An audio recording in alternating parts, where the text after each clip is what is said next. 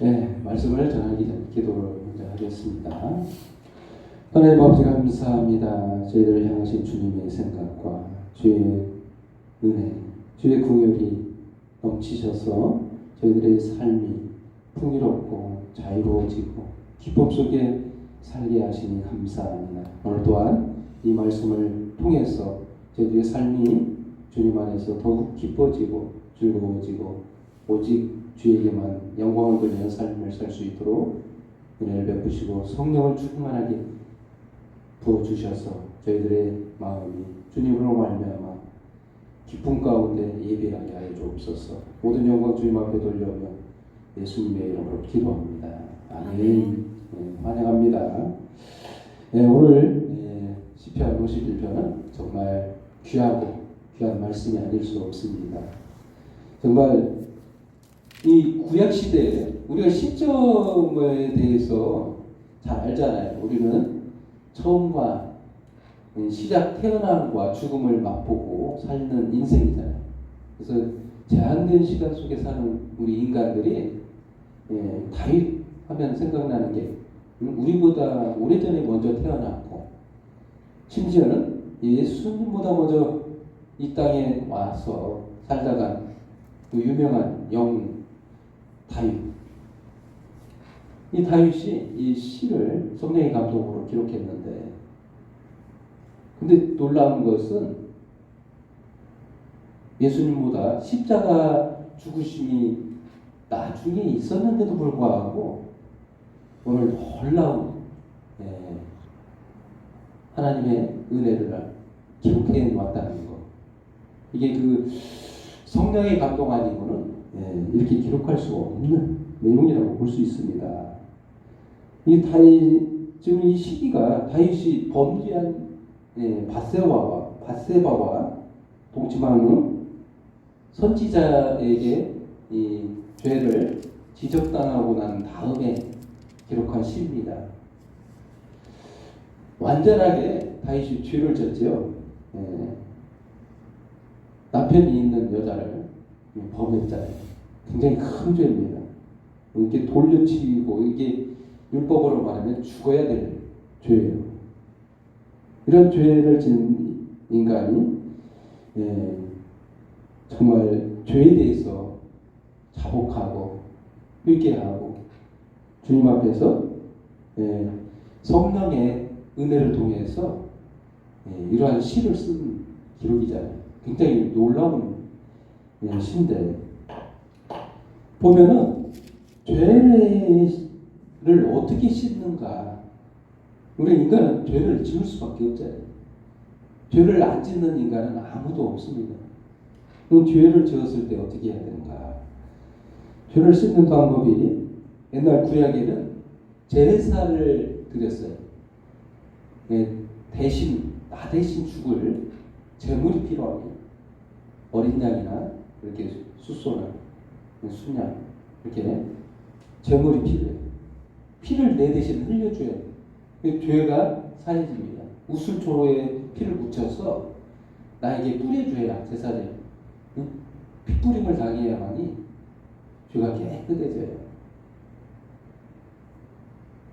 근데 오늘 그런 개념 속에서 오늘 본문 말씀을 좀 이해해야 되는데, 하나님은 우리들의 모든 죄를 다 아십니다. 근데 우리를 죄 있는 대로 처벌하면 살아남을 인간은 아무도 없습니다. 다 죽어야 돼요. 다 죽을 수밖에 없는 그런 인간을 향하신 하나님의 마음은 어떤 마음인가? 그 마음이 오늘 1절 말씀 51편 1절 하나님이여 주의 인자를 따라 내게 은혜를 베푸시며 주의 많은 긍휼을 따라 내 죄악을 지어 주소서. 하나님이 우리를 대해서 긍휼한 마음이 있다는 거예요. 불쌍히 여기고. 인간은 죄를 지을 수밖에 없는 인간이라는 것을 하나님이 아십니다. 그래서 죄를 깨끗하게 하실 계획을 세워놓으셨어요. 그래서 심판할 때 의롭다라고 칭하기까지 하는데 왜 이런 일이 생겨났을까? 인간은 또한 태어날 때부터 죄를 죄를 가지고 태어난 거죠. 5절 말씀. 내가 죄악 중에서 출생하였으며 어머니가 죄 중에 나를 잉태하였나이다. 사실 인간은 태어날 때부터 죄를 짊어지고 태어나요. 그래서 인간은 죄가 없다라고 말할 수 없는, 아무리 자기가 율법을 잘 지키려고 노력해도 죄는 있어요. 그럼 이러한 죄를 어떻게 정하게 하는가? 오늘 특이한 말씀이 있죠. 7절 말씀. 우술초로 나를 정결하게 하소서. 내가 전했다. 나의 죄를 씻어주소서. 내가 눈보다 희리이다. 죄가 깨끗해졌는데 하나도 없음을 눈과 같이 희어졌다라는 표현을 썼습니다. 완전 깨끗해졌다. 아무 죄가 없다는 것을 표현할 때 이게 희게 되었다라는 표현을 쓴 겁니다. 눈보다 희다. 그래서 첫 번째로 인간은 이 구원에 얻는 지혜를 몰라요. 어떻게 구원을 얻는지를 모릅니다. 그것을 가르친다는 겁니다. 첫 번째로 주의 지혜를 가르칩니다. 주의 지혜를 가르칩니다. 오늘 본문 말씀 6절 말씀입니다. 보소서 주께서는 중심이 진실함을 원하시오니 내게 지혜를 은밀히 가르치시리이다. 이 지혜는 하나님의 지혜를 말합니다. 하나님의 구원 방법을 말하는 거예요. 돌려 말하지 않겠습니다. 이게 십자가의 도예요. 십자가의 죽으심을 말합니다.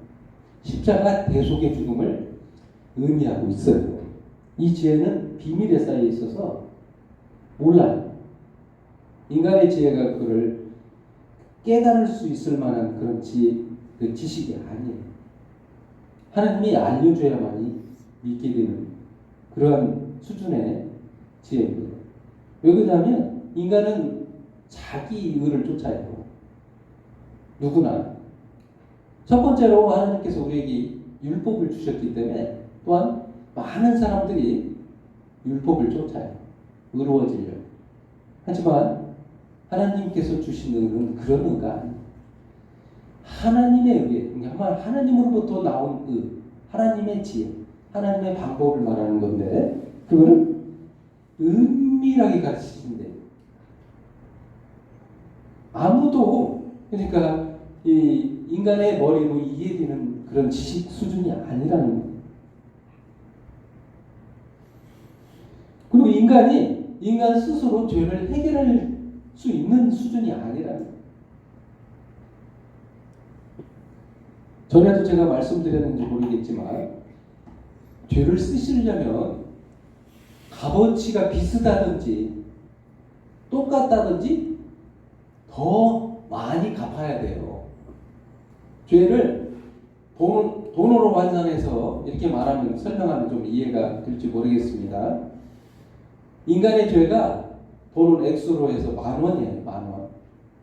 우리가 잘못한 것이 10,000원 갚아야 될 죄라면 구약의 제사, 어린 양의 제사라든가 이런 제물로 드리는 제사는 한 10원의 가치에 갚는 죄가예요.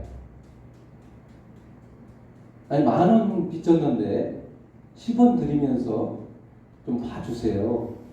잘못했습니다. 퉁칩시다. 그런데 이게 값어치가 맞아요? 안 맞잖아요. 대가를 10,000원 줘야지 어떻게 10원 주고 그걸 퉁치자고 하느냐 이렇게 말하죠. 구약의 제사가 그런 거예요. 안 맞습니다. 인간의 가치가 천하보다 귀한데 온 우주보다 귀한 존재를 이 양이라든가 이 재물이 감당을 못하는 거예요. 근데 이 주가를 해결하시기 위해서 예수님이 피를 흘렸어요. 예수님의 피값은 얼마나 됐을까요? 이 액수로 환산할 수가 없습니다. 사실은. 근데 이해를 좀 시키기 위해서 우리가 좀 만질 수 있는 수준으로서 한 1,000억 정도로 말하면 어떨까? 이게 더 가치가 더 귀한데 이렇게 값어치로 말하기도 좀 죄송스러운데 이 1,000억이라는 값어치 우리 만져보지도 못한 이런 값어치로 갚으셨어요. 내 죄가를. 내 죄가가 10,000원. 내가 범죄한 그 죄가가 10,000원인데 빚을 갚았는데 1,000억을 줬어. 내 죄를 용서하기 위해서 그만한 값어치를 썼어요. 그럼 우리 죄가 어떻게 됐겠어요? 넘치죠? 용서받은 것이 충분하다는 거예요. 용서받기에도 넘쳐요. 부족함이 없어요. 그렇습니다. 그런 값어치예요. 근데 오늘 이상하게 우술초로 날 정결하게 하소서. 이 우술초가 뭐냐? 제사 때 쓰는 행위인데 피 뿌릴 때 쓰는 거예요. 제물에 피를 묻혀서 이게 피 뿌릴 때 뿌리는 거예요. 우리가 그 피 뿌림을 통해서 깨끗해지는데 예수 그리스도의 보혈의 피를 의미하고 있어요. 이 십자가의 죽으심을 말합니다. 그 방법 이외에는 우리가 깨끗해질 수가 없는 거예요. 다른 방법은 안 돼요. 그래서 우리가 눈보다 희어진 거예요. 우리 죄가. 저 여러분의 죄가 이렇게 깨끗해져요. 심지어는 내 죄를 지워주소서.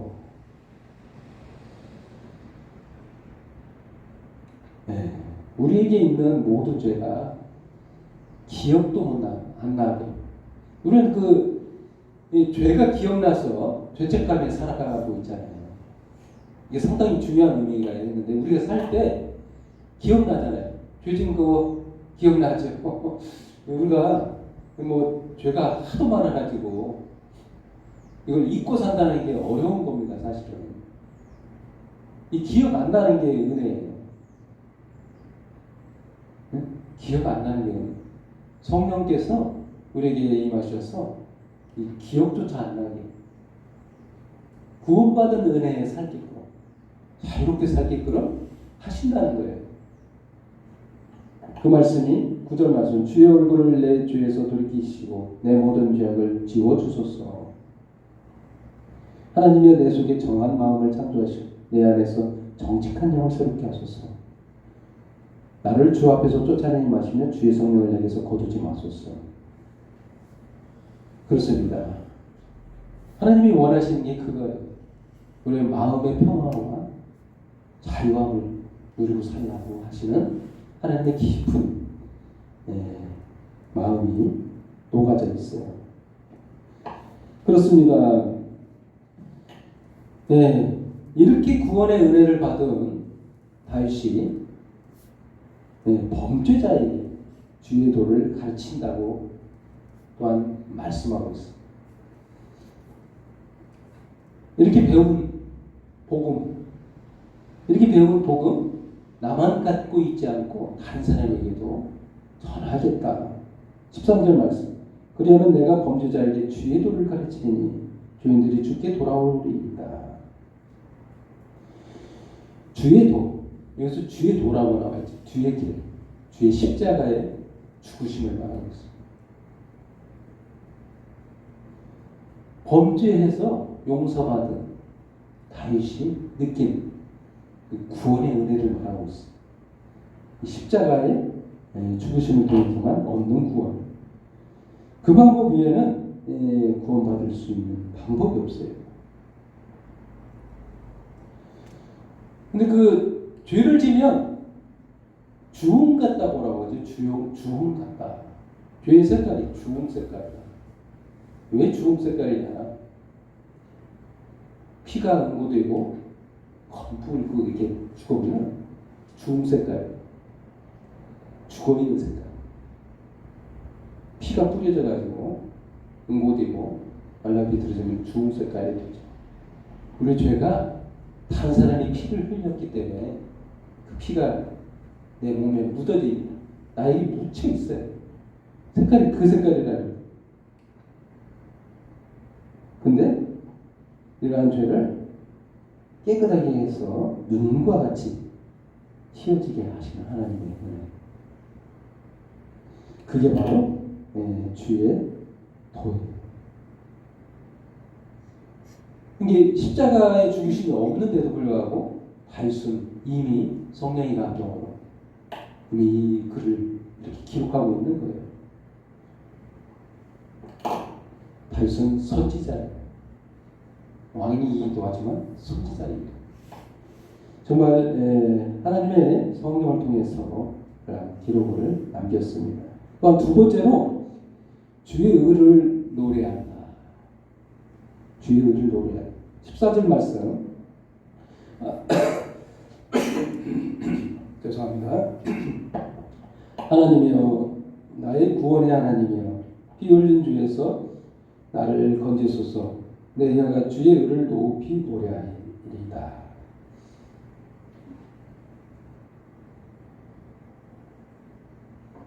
여러분 여기서 주의 의라는 표현이 나오죠. 나의 의가 아니고 주의 의입니다. 이 개념 자체를 알아야 되는데 나의 의로는 절대 구원을 얻을 수가 없어요. 율법의 행위로서는 완전해지질 못해요. 한마디로 눈보다 희어지지 못한다. 남보다 깨끗할 수는 있어도 율법을 지켜서는 남보다 깨끗할 수는 있어요. 열심히 하면. 근데 죄가 남아있으면. 근데 주의 의로는 눈보다 희어져요. 이게 주의 의. 바로 십자가의 대속의 죽음을 통해서 얻는 의를 말합니다. 그 믿음으로 얻는 의. 근데 이것을 다윗이 알았다는 거예요. 이걸 알고 노래한다는 거예요. 십자가라는 그 개념 자체도 모를 그 시기인데 이미 알고 있다는 주의 의로. 그래서 다윗은 시인이 되어서 시를 쓰고 주의 구원의 은혜를 노래합니다. 주의 의를 노래합니다. 15절 말씀처럼 주여 내 입술을 열어주소서. 내 입이 주를 찬송하여 전파하리이다. 하면서 이상한 말을 하죠. 주께서는 제사를 기뻐하지 아니하시나니 그렇지 아니면 내가 드렸을 것이라. 주는 번제를 기뻐하지 아니하시나이다. 여기서 제사가 나오죠. 이 제사는 구약의 제사를 말합니다. 구약의 제사를 기뻐하지 아니하신다. 여러분들 그 제사하는 것을 직접 목격을 안 해서 제사가 즐거운 줄 알 거예요. 즐겁지가 않아요, 사실은. 처참합니다. 저도 안 봤어요. 그래 좀 비슷한 경험을 했어요. 제사는 참혹해요, 사실은. 제사 지내는 그 과정을 보면 죄인이 사랑하는 애지중지했던, 예를 들면 내가 목동이고 양을 치던 사람인데 이게 순양이 태어났어요. 난지 한 7일 됐습니다. 그래도 아장아장 걷고 굉장히 이뻐했어요. 소중하게 여겼던 그 양. 근데 내가 죄를 졌어. 죄를 해결하려고 그 양을 끌고 가서 제사장에게 데리고 갔어. 제사장이 잡아주면 좋은데 죄인인 내가 칼을 잡고 내가 사랑했던 그 양의 목을 잡고 이게 잘라요. 피가 나오겠지. 피를 봤습니다. 제사장이. 그리고 내 죄를 사하기 위해서 이걸 번제단에 양을 제물을 올리고 불태우고 그리고는 그 피는 내게 뿌립니다. 죄 지은 사람에게 뿌려요. 이게 제사예요. 이거 즐겁습니까? 안 즐거워요. 하나도. 참혹해요. 이걸 실제로 해보면 진짜 이거 다시 안 하고 싶을 정도로. 근데 이게 하나님이 기뻐하시겠어요? 하나님 안 좋아하십니다. 이거 싫어하셔요. 자기가 창조한 만물 중에 하나인데 마지못해서 인간을 대신해서 대속의 죽음을 예표하는 그렇게 쓰임을 받았잖아요. 실체가 아닙니다. 이 제사는 실체가 아니에요. 진짜 실체는 우리들의 죄를 짊어지고 가실 예수, 참제물. 예수님이 십자가에서 제물로 드려져야 됩니다. 행했던 일시적인 그림자잖아요. 하나님은 번제를 싫어하세요. 이 다윗이 고백하고 있잖아요. 주께서 제사를 기뻐하지 아니하시나니 그렇지 아니하면 내가 드렸을 것이라. 저는 번제를 기뻐하지 아니하시나이다. 하나님께서 구하시는 제사는 상한 심령이다. 하나님이여 상하고 통회하는 마음을 주께서 멸치하지 아니하시나이다. 우리가 원하시는 것은 상한 심령, 통회하고 자복하는 회개의 마음. 그러면서 세 번째로 온전한 번제를 드립니다. 기뻐하십니다. 세 번째로 하나님은 온전한 번제를 기뻐하세요. 이 도대체 무엇은 말인가? 오늘 본문 말씀 한번 보겠습니다. 19절 말씀, 마지막 말씀이죠. 그때 주께서 의로운 제사와 번제와 온전한 번제를 기뻐하시니 그때 그들이 수소를 주께 주의 제단에 드렸리이다. 이게 도대체 무슨 말인가? 아니 제사를 기뻐하지 않으시는데 기뻐하는 제사가 있대요. 이게 무슨 제사? 온전한 번제라는 거죠. 의로운 제사, 번제. 이거 바로 모두 다 십자가의 제사를 말하는 겁니다. 한 영원한 제사를 하나님께 드립니다. 예수님은 대제사장이 되셔서 히브리서에 기록되어 있죠. 대제사장이 되셔서 한 영원한 제사를 하나님께 아버지께 자기 자신을 하나님 앞에 드립니다. 이게 온전한 번제예요. 이 번제를 받으셔야 돼요. 다른 번제는 안 받으셔요. 안 기뻐하세요. 아까 얘기했잖아요. 값어치가 안 맞다. 10,000원 빚졌는데 10원으로 툭 치자. 안 된다는 거예요. 더 갚아야 된다는 거예요.